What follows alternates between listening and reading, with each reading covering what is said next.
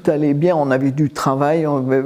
Et puis finalement, grâce à mes parents, puisqu'on avait refait tout le circuit cabaret de mes parents en Europe, et il n'y avait vraiment pas beaucoup de prospection à faire. Mais avec toujours cette petite arrière-pensée que, ouais, non, ça, c'était pas sain.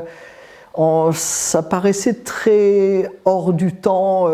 On n'était pas très très satisfait de ce qu'on faisait, même si artistiquement on l'était. On était très très rigoureux. Il ne fallait pas rater les choses. Les costumes étaient toujours impeccables, la musique, etc. Mais enfin, l'ambiance générale paraissait très démodée par rapport à nos âges respectifs. Là. Il y a eu un moment de bascule. Pour une fois, j'étais dans le numéro avec mon frère, qui était donc lui aussi antipodiste, comme Papin, il faisait le numéro de Papin.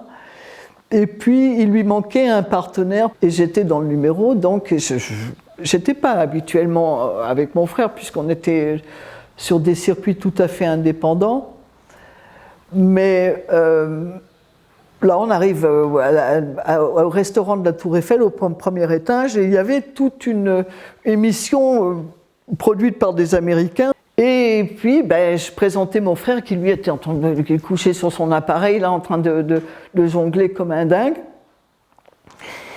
Et puis, on est toujours un peu nerveux pour la télévision, tu vois. Il ne faut pas rater, il faut que tout le monde soit impeccable. Donc, j'étais là, souriante, en train de...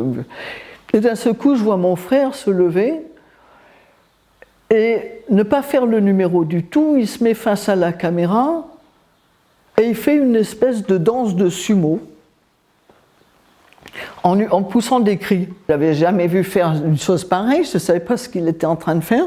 Et donc j'essayais, par rapport au public, de faire en sorte que c'était normal. Et donc je présentais ça, mais il continuait à faire le con, et c'était assez gênant. Il a fait ça à plusieurs reprises, entrecoupé de ses tours, enfin ces trucs de jonglage normaux, quoi. Mais entre deux tours de jonglage, il se mettait à pousser des hurlements. Bon. Alors on sort de scène, naturellement, là il y a toute la production qui arrive dans la loge et qui dit « Mais vous êtes complètement fou, qu'est-ce que vous avez fait là ?» tout ça.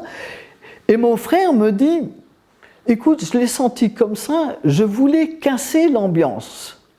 Ça m'énervait, tout ça, toute cette chose formatée.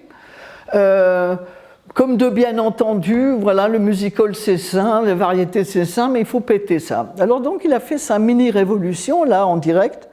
Moi j'ai trouvé ça pas mal, je veux dire, je trouvais ça même très drôle.